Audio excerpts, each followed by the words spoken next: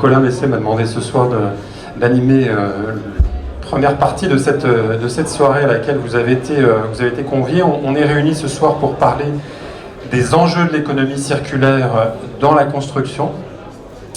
C'est un enjeu capital. Si vous êtes là, j'imagine que la thématique vous intéresse grandement. Donc, pour ce débat ô combien d'actualité, justement, on va avoir le plaisir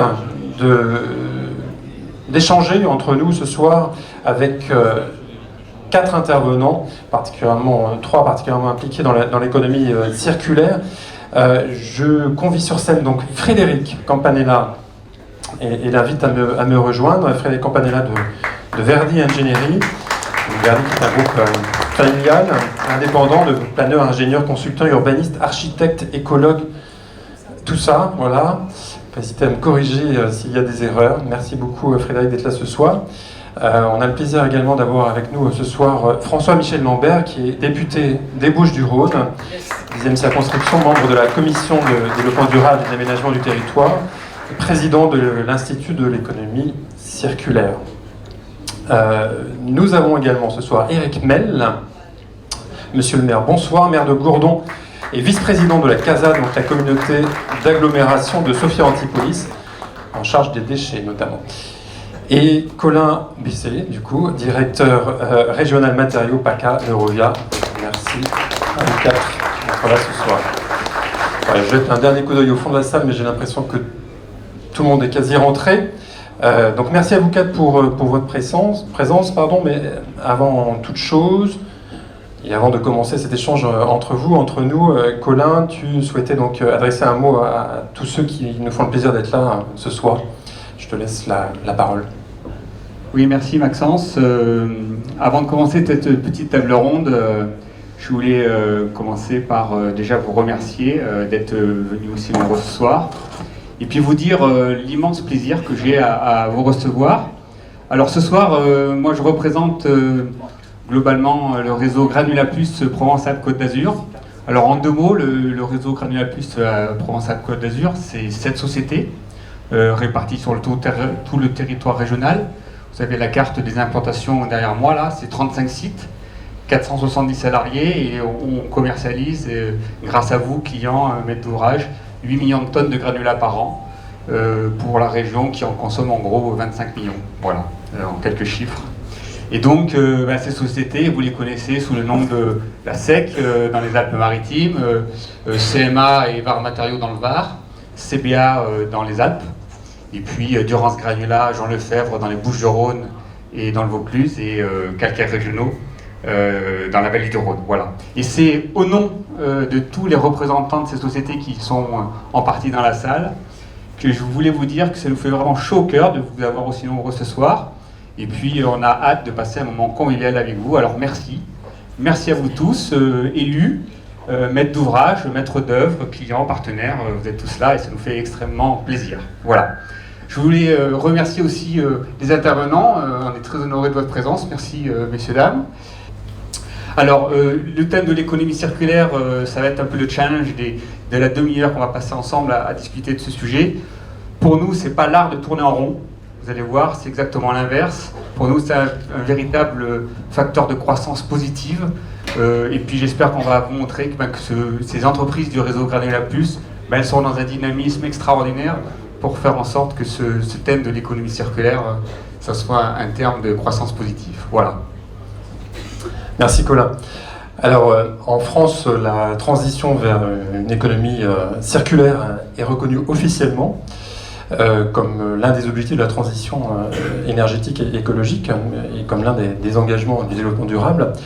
Vous avez participé, monsieur le député, aux travaux de la loi anti-gaspillage pour une économie circulaire, la loi AGEC, petit acronyme pour stigmatiser cette loi qui vise donc à transformer notre économie linéaire, produire, consommer et malheureusement jeter en une économie circulaire. Est-ce que vous pouvez nous en dire un mot? Je sais que je vous ai limité à 3 minutes, vous avez le droit d'aller un peu plus loin que 3 minutes, mais pour que nos invités ce soir aient les grands messages en tête. 3 minutes, c'est 1 minute de plus qu'à l'Assemblée nationale, donc c'est pas mal. Donc, effectivement, moi je suis député depuis 2012, la 10e circonscription des Bouches-du-Rhône, où j'ai la chance d'avoir durant ce granulat avec la carrière, et un peu plus que la carrière, à Gardanne, où nous avions accueilli d'ailleurs le ministre de l'écologie à l'époque, qui avait été impressionné, Philippe Martin, que je retrouve demain dans le Gers d'ailleurs, sur le lancement des premières assises de l'économie circulaire. C'était en décembre 2013.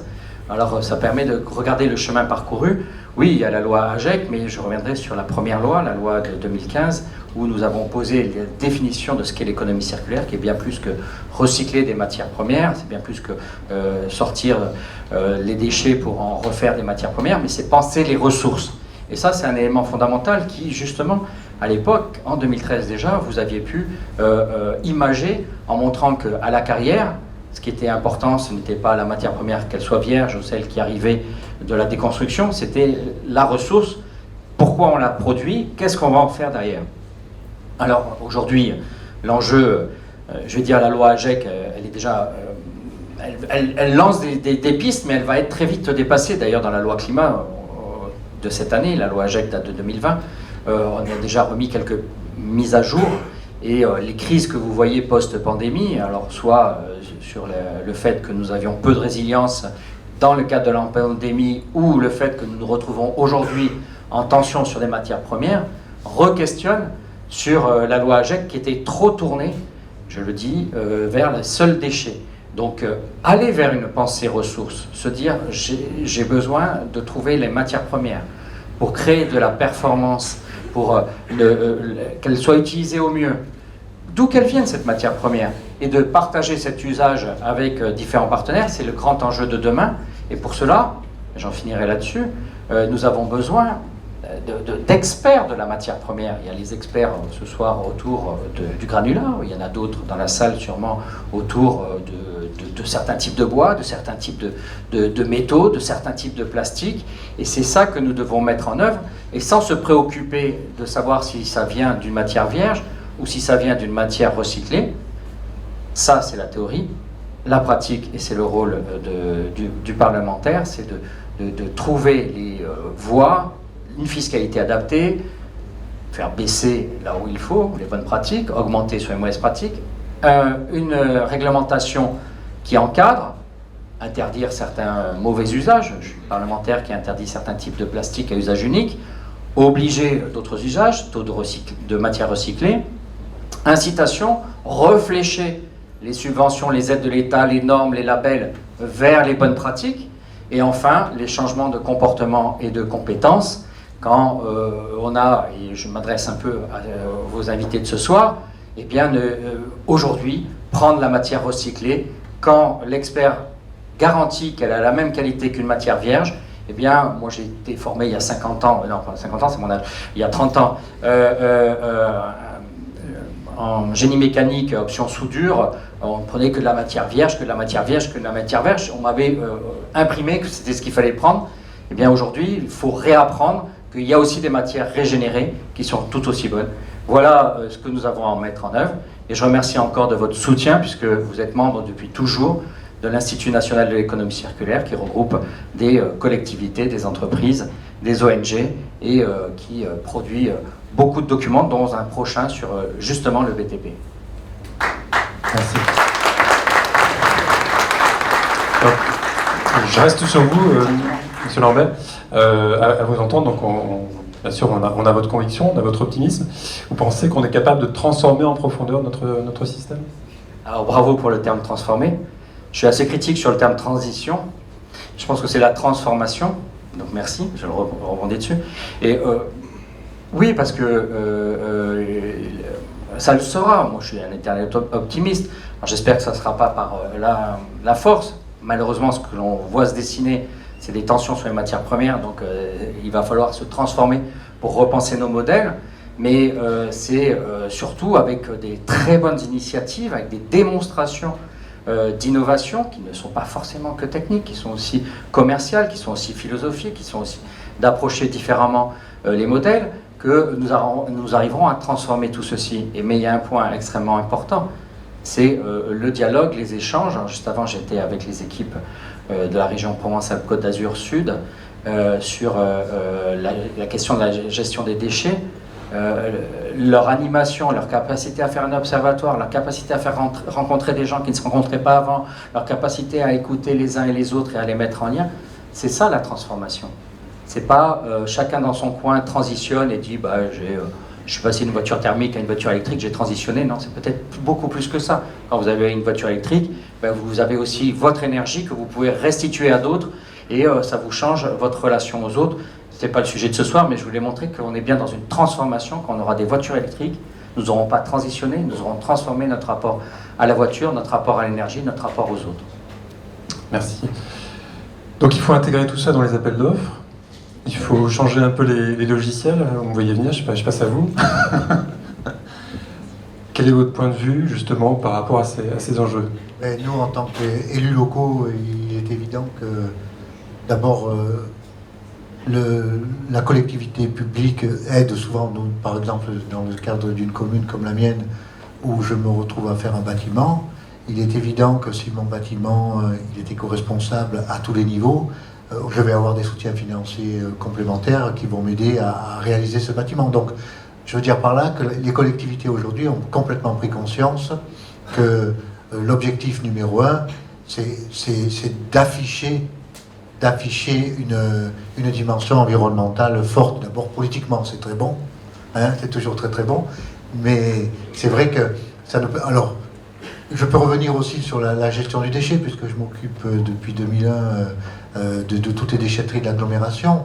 Il est évident qu'au départ, ce qu'il faut savoir, c'est que les collectivités avaient l'obligation de mettre en place le tri, mais nos administrés n'étaient pas obligés de faire le tri. C'est-à-dire que c'est de l'incitation, c'est de la communication, c'est tout un travail de fond que l'on a dû faire pour inciter les gens à trier et à comprendre pourquoi ils trient. Et c'est pour ça que la démarche de ce soir, elle était extraordinaire, parce que c'est au-delà de ça, c'est de dire aux gens, voilà, quand dans une déchetterie, vous mettez des déchets, des gravats propres ou des gravats sales, c'est pas pour qu'ils aillent dans une décharge sale ou une décharge propre, c'est pour que, avant tout, ce produit soit trié, soit valorisé. Donc si ça devient la norme, la valorisation, eh bien, on a tout gagné. Je possède une carrière sur ma commune, dont la commune est propriétaire de la carrière. Donc on ne perçoit pas uniquement l'ex-taxe professionnelle, mais on perçoit aussi, on participe, je dirais, à la dynamique de la carrière. Bon, on s'aperçoit, on vient de signer avec Thierry Paneva et Classec, on vient de signer pour 30 ans ce renouvellement, mais on s'aperçoit qu'on n'est pas là pour signer pour 30 ans.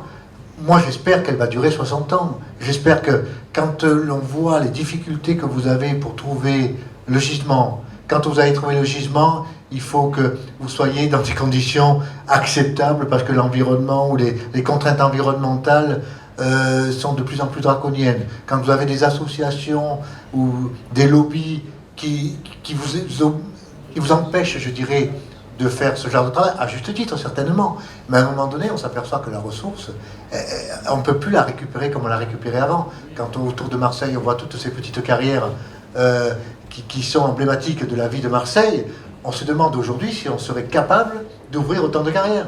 Donc il va bien falloir qu'à un moment donné, on ait cette prise de conscience de dire le gisement, le noble, il faut qu'il devienne un matériau noble au sens propre, de façon à ce que ces gisements, nous les fassions perdurer le plus possible. Et un deuxième point auquel on ne l'a pas préparé, ça, mais je vous le dis parce que ça me tient à cœur, parce que une fois je l'avais dit, on était dans un schéma régional de carrière et on discutait là-dessus. Et moi j'ai eu la problématique, qu'est-ce qu'on fait du trou? Quand dans les Alpes-Maritimes, le Jas de Madame a été fermé, que la glacière a été fermée, on cherchait un trou. Donc on cherchait une carrière pour mettre des poubelles. Donc vous vous retrouvez avec des élus qui déjà, ils ont une certaine frilosité à ouvrir une carrière, mais si en plus derrière on ne sait pas ce qu'on va en faire de la carrière, quel est son avenir, on se retrouve dans une problématique, un blocage psychologique. Et donc à un moment donné, j'avais dit, mais il faudrait ouvrir des carrières plus petites avec un projet municipal, peut-être le hameau nouveau, préparer le terrassement de quelque chose qui pourrait donner une certaine valorisation. Et on m'avait répondu que c'était le code des mines et le code de l'urbanisme, c'était autre chose, parce que c'était une façon de détourner les appels d'offres par rapport à des terrassements. Mais à un moment donné, je dis, mais si vous ne dites pas aux élus, voilà ce que l'on voudrait faire, voilà l'avenir de votre carrière, voilà le potentiel que votre commune va pouvoir en tirer, mais aujourd'hui, on n'arrivera plus à ouvrir une carrière. Enfin, je suis président du parc naturel régional, donc je pourrais vous dire, je suis contre l'ouverture des carrières, mais on sent qu'à un moment donné, il y a un besoin. Mais ce besoin, il faut qu'il soit justifié, justifiable et compréhensible. Et si on arrive à avoir ces 3 données, à mon avis, on doit pouvoir continuer à faire perdurer la vie économique. Voire même accélérer. Et justement, Frédéric Campanella, comment est-ce qu'on va plus vite? Quelle dynamique on trouve? Quels sont les leviers en fait qui s'offrent à nous pour accélérer sur cette notion d'économie circulaire? Mais déjà, moi je voulais me présenter. Je représente aujourd'hui la maîtrise d'œuvre, qui est en fait un peu le bras armé du maître d'ouvrage, pour mettre tout ça du stade papier à la mise en œuvre sur le terrain, ce qui n'est pas chose facile. En tout cas, moi, pour convaincre les maîtres d'ouvrage, j'ai 3 leviers. Donc, le levier réglementaire, on en a parlé juste avant. Il faut connaître la réglementation, elle ne date pas d'aujourd'hui, mais bien depuis 2015, et encore dans le Code de l'environnement, il y a des choses qui sont encore trop peu connues aujourd'hui, et ça va encore, avec la loi climat-résilience, être accentué. Il y a le levier économique, car quand on met en œuvre l'économie circulaire à l'échelle d'un chantier, il faut que l'équilibre économique y soit. Mais je pense que l'économie circulaire est un vrai levier, parce qu'on parle beaucoup de déchets depuis tout à l'heure, mais c'est vraiment la ressource avant tout, essayer de moins produire, donc mettre l'accent sur la prévention, pousser les études, mettre un peu plus de matière grise dans les opérations, pour travailler différemment, pour trouver des solutions innovantes, on en a parlé tout à l'heure, et puis pour pousser le développement de nouvelles filières, et après le mettre en œuvre sur le terrain. Et le dernier levier, le levier environnemental, on voit trop souvent aujourd'hui des dépôts sauvages, des décharges illégales. Les maîtres d'ouvrage ne savent pas tous combien ça leur coûte, la gestion des déchets, où vont leurs déchets. Et ça, déjà, si on se posait cette question-là, on pourrait économiser des millions à l'échelle même, ne serait-ce que de la métropole d'Aix-Marseille. Tous les services de la métropole Aix-Marseille ont un budget de résorption de dépôts sauvages, de décharges illégales. Mettez-les dans la matière grise et voilà, surveillons un petit peu ces filières-là. Donc ces 3 leviers-là permettent vraiment de mettre en œuvre l'économie circulaire et de faire des chantiers plus durables, des chantiers propres, en ayant un équilibre économique. Le coût sur la gestion des déchets peut être vraiment mis ailleurs. Et en préparant justement cet échange, vous m'avez fait part de projets en disant qu'il fallait vraiment ancrer cette approche de l'économie circulaire en amont des projets et l'intégrer complètement comme la sécurité ou comme l'analyse des fiches techniques, voilà, d'être vraiment dans quelque chose de totalement processé, normé en fait. C'est ça. Aujourd'hui, on la voit peut-être comme une contrainte, une couche supplémentaire qui vient se rajouter à une opération, mais en fait c'est juste une thématique où tout le monde doit monter en compétences, depuis la maîtrise d'ouvrage en passant par le maître d'œuvre et les entreprises. Mais une fois que toutes ces connaissances, toutes ces compétences seront mises en œuvre au sein de chaque acteur, on en parlera peut-être même plus, ça sera déjà incorporé comme les granulats recyclés dans la matière première. C'est juste une autre façon de travailler, une autre façon de réfléchir, et voilà, de nouvelles pratiques à mettre en œuvre. Alors, pour vous, M. Mel, l'important c'était d'avoir le bon matériau pour le bon usage. C'est bien ça, c'est ce que vous m'exprimiez? Oui, tout à fait. Et... Ah, vous m'avez perdu. Non. C'était une discussion qu'on avait justement sur le thème de ce soir. Est-ce qu'il faut faire une différence en fait aujourd'hui entre le produit, le matériau? Il faut absolument que ça devienne une norme et que personne ne se pose la question. Quand on commence à se poser la question par facilité, je le vois surtout dans les petits artisans. Les petits artisans, autant les grandes entreprises font plus de la démolition, mais de la déconstruction, ont une logique, ont des ISO 2001, 9001, 14000 et compagnie. Donc ils sont dans une dynamique de gestion de déchets qui est quand même de plus en plus qualitative. Mais par contre, le petit artisan qui n'a pas ses moyens, qui n'a pas la connaissance, qui n'a pas le temps, qui n'a pas tout ça, lui, il va à la facilité. Il va chercher son caillou à la carrière, il va faire son mur, il va prendre ses 4 déchets, il va les balancer à la déchetterie, et je ne pose aucune question. Par contre, si on est capable de lui dire, ce produit normé, ne te pose quand même toujours pas la question, mais ton produit, il est là, et c'est celui-ci, À un moment donné, ben, il va jouer le jeu naturellement sans se poser la question. Et à partir de là, ben, c'est gagné. Parce que toute cette multiplicité de petits entrepreneurs, ils ont besoin d'être guidés. Une grosse entreprise, il y a d'ingénierie, le petit entrepreneur, il a la tête dans le guidon, il n'a pas le temps de réfléchir à tout ça. Lui, qu'est-ce qu'il veut? Il veut qu'on lui sorte un produit, si on est capable de le lui sortir, il le prend. Et à partir de là, c'est déjà une belle... Alors je suis d'accord avec vous, et c'est aussi un peu le rôle du maître d'œuvre d'aiguiller les entreprises vers ces nouvelles pratiques, de lui dire, ben voilà, tu peux aller chercher des matériaux proches du chantier, avec telle caractéristique technique. Enfin, on peut, c'est aussi oui, notre rôle. On peut, mais simplement, par expérience, on s'aperçoit quand même que le petit entrepreneur, il ne sait pas répondre aux appels d'offres publics. Donc, à partir de là, il s'évince naturellement de tout ça. Donc, il va avoir affaire uniquement à des opérateurs privés. Le privé, il ne lui pose pas toutes ces questions. Il ne met pas ça dans son cahier des charges. Donc, à un moment donné, on a deux dimensions. On a le public avec une logique, avec une ingénierie, avec toute une dynamique, et on a le privé qui, lui, répond à ce qu'on lui demande, même pas au moindre coût, il le fait au mieux, mais sans se poser toutes ces questions. Et cette proximité, ce sens du service, Colin, c'est typiquement Granula Plus, ce qui a été fait depuis des années, Oui. Et ce qui va encore plus loin aujourd'hui. Oui, tout à fait. Alors, c'est vrai que le réseau Granula Plus en Provence-Alpes-Côte d'Azur, il a déjà 10 ans. Et c'est vrai qu'on avait commencé par Gardanne, mais il a été déployé ensuite sur toute la région PACA. Et aujourd'hui, grâce à ce réseau, on collecte 3 millions de tonnes de déchets par an. Des déchets de toute nature, du bâtiment, du travaux public. C'est énorme, 3 millions de tonnes. C'est 40% des déchets collectés dans la région. Donc c'est beaucoup, et ça c'est dû grâce au maillage qu'on a vu tout à l'heure sur la carte.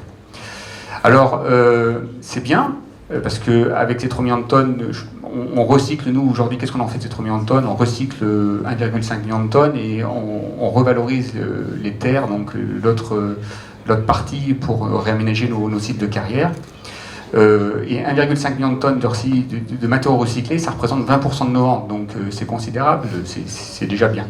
Mais aujourd'hui, on voit bien avec les différentes interventions, c'est pas suffisant. On voit bien que on parle plus finalement de matériaux de carrière, on parle de ressources, et c'est ça ce qui est important. Et on voit bien que ces lois AGEC, le schéma régional des carrières, le plan régional des déchets, tous ces documents cadres font qu'il faut faire plus de recyclage. Voilà. Donc on s'est posé la question il y a 2 ans, comment faire? Voilà. Et on s'est dit finalement aujourd'hui, c'est qu'est-ce qu'on propose à nos clients, qu'est-ce qu'on propose aux maîtres d'ouvrage? On propose 2 choses, des matériaux naturels ou des matériaux recyclés. Et finalement, on leur demande de choisir. Et pour nous, choisir finalement, c'est renoncer, d'une certaine façon. Évidemment, par facilité, vous l'avez dit, quand nos clients choisissent par facilité ou délit de sale gueule du matériau recyclé, ils choisissent facilement des matériaux naturels, ils ne se posent pas la question, c'est simple. Et finalement, on s'est dit, mais nous, en tant que consommateurs, vous tous autour dans la salle, on a fait ce chemin, notamment par exemple avec le papier. Si on fait le parallèle avec le papier, vous savez, il y a 5-6 ans, on avait du papier recyclé puis du papier normal. Bon, le papier recyclé, vous vous en souvenez, il était marron. Quand on écrivait dessus, il n'était pas terrible, ça bavait un peu. Et donc, on prenait tous du papier 100% qui sortait de nos forêts. Et puis aujourd'hui, ce que j'ai entre les mains, tous les papiers qui sont dans la salle, qui sont sur vos bureaux, vous le savez certainement, ils contiennent une partie de produits recyclés. Voilà, donc on ne se pose plus la question, on n'a plus le choix. Eh bien, c'est exactement ça qu'on veut faire ce soir et qu'on veut vous présenter. C'est cette démarche. On veut que dans le monde du granulat, dans le réseau Granula Plus PACA, on n'ait plus le choix et on n'oppose plus un matériau recyclé d'un matériau naturel. Tous nos matériaux vont contenir bientôt une part de matériaux recyclés. Voilà, c'est simple, c'est une vraie révolution, je pense, ça c'est pas encore fait en France, donc c'est vrai que dans ce monde de granulat qui date des temps des Romains, il n'y avait pas beaucoup de changements, et là il y a une rupture, un changement clair, et je ne vais pas en dire beaucoup plus, et je vais laisser, on a préparé un film qui va vous expliquer tout ça. Voilà notre rupture, notre révolution.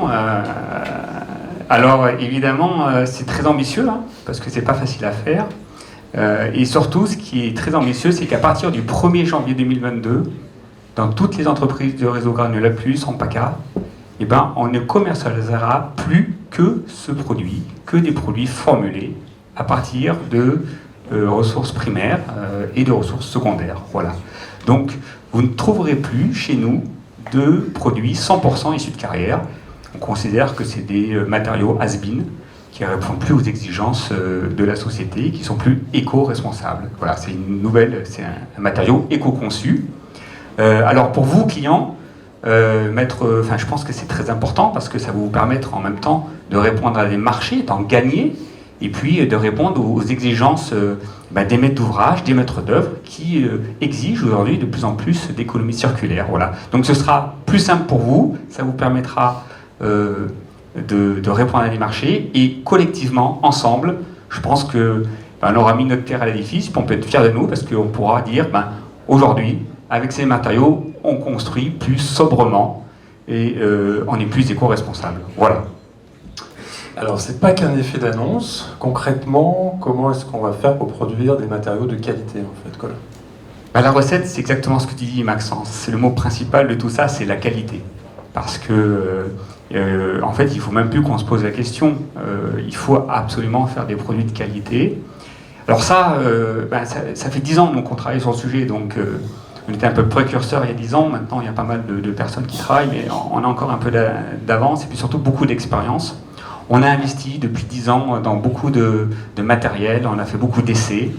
Et aujourd'hui, depuis 3-4 ans, on investit massivement sur toutes nos installations pour justement qu'elles intègrent cette ressource secondaire, et on va continuer d'investir massivement pour faire des produits de qualité.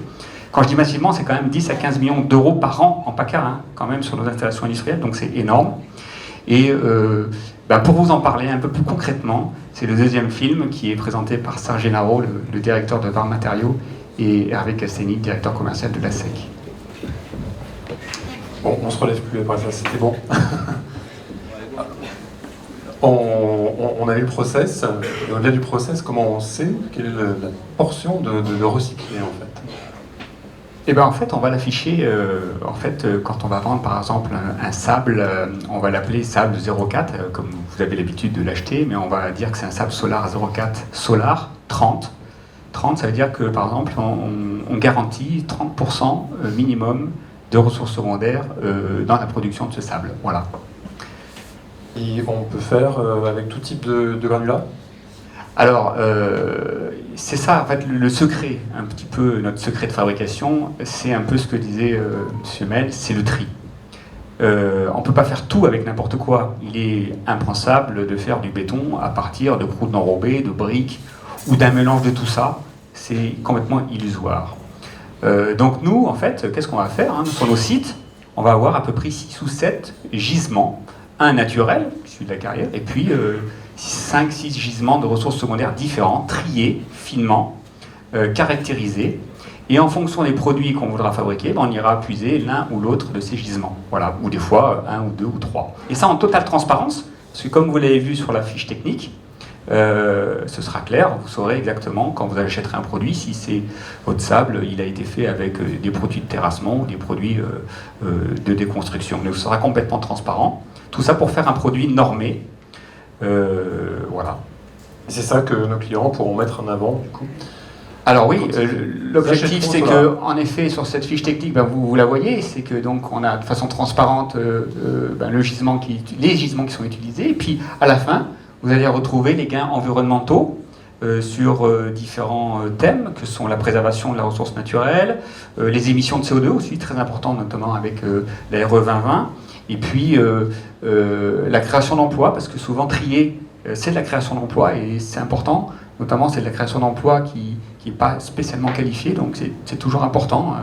Au moins on a des emplois qui peuvent facilement être atteints par notre jeunesse. Donc voilà, on a tous ces gains environnementaux sur cette fiche et sur ce nouveau produit. Merci Colin. Est-ce que cet exposé, du coup, cette solution par rapport à ce qu'on a évoqué en préambule, qu'est-ce que ça vous évoque ? Est-ce que ma perception, c'est qu'on a une espèce d'alignement, des prises de conscience, des changements de logiciel un peu, voire même culturels sur cette problématique. Vous confirmez ça, M. Lambert? Alors, tout d'abord, merci. Merci parce que quand on s'engage sur la dimension de l'économie circulaire, on est beaucoup dans la théorie et ça fait plusieurs fois que Durance Granulat vient à mon secours en faisant la démonstration, je l'ai dit en 2013 devant le ministre, Granulat Plus et aujourd'hui Solar. Donc merci de me donner des exemples concrets pour pouvoir pousser d'autres filières. Et je voudrais surtout dire ceci, c'est que la filière du BTP dans toutes ses dimensions, du granulat à ceux qui bâtissent, à ceux qui déconstruisent, c'est pas la filière la plus sexy dans les salons parisiens pour dire les choses très clairement. Et ça va être très très bon parce qu'on attend d'autres filières, celle de mon portable, ou du vôtre, celle des filières high-tech, les start-up nations, etc., que ce sont elles qui vont répondre à tous ces enjeux. Eh bien non, c'est les gens sur le terrain, ce sont les hommes et les femmes, on a vu tout à l'heure, partout dans le territoire. Alors, ça naît dans notre région, mais ça va prospérer, je compte sur le groupe pour le faire prospérer, je n'en doute pas. Donc déjà, dire merci sur ce point. Tout à l'heure, j'ai parlé de la loi climat.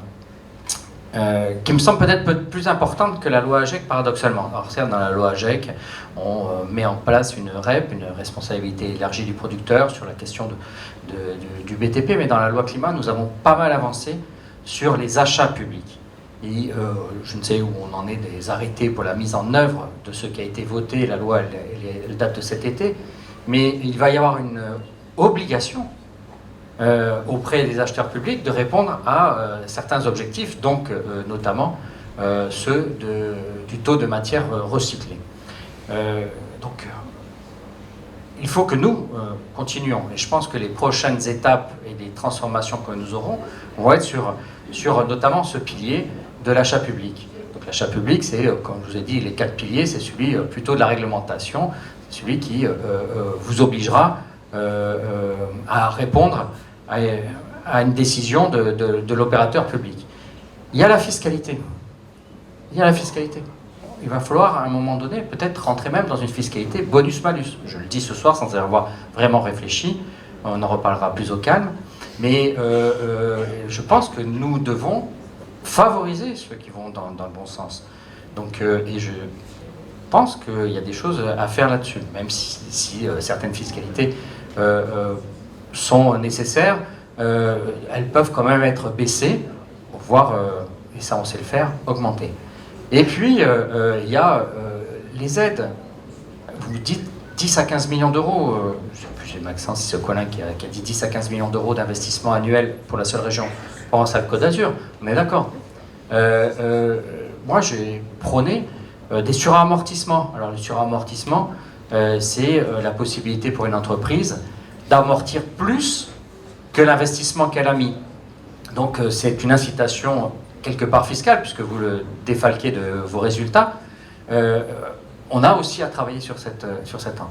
Et le dernier point, il appartient à celles et ceux qui sont là ce soir, c'est d'attraper ce produit et de le faire fructifier, que ça aille de l'avant, que ça soit la démonstration dans les salons parisiens, qu'en vérité c'est dans les pieds, dans la gadoue, mais au sens positif du terme, que nous agissons à la transformation de notre pays. Monsieur le maire, Frédéric Campanella, est-ce que vous avez un mot de commentaire également, de réaction? Oui, moi j'ai beaucoup d'espoir. Je me suis aperçu, je m'occupe des déchets depuis 2000, et j'avais dit dernièrement qu'on était passé d'un job à un métier. Et là, on ressent la même chose, c'est-à-dire que quand on était dans le déchet, avant, on ramassait les poubelles, on allait à la décharge ou à l'incinérateur. Quand on était dans le BTP, ma foi, on démolissait, on balançait, on allait chercher du noble et on reconstruisait. Aujourd'hui, on est dans des métiers complètement différents.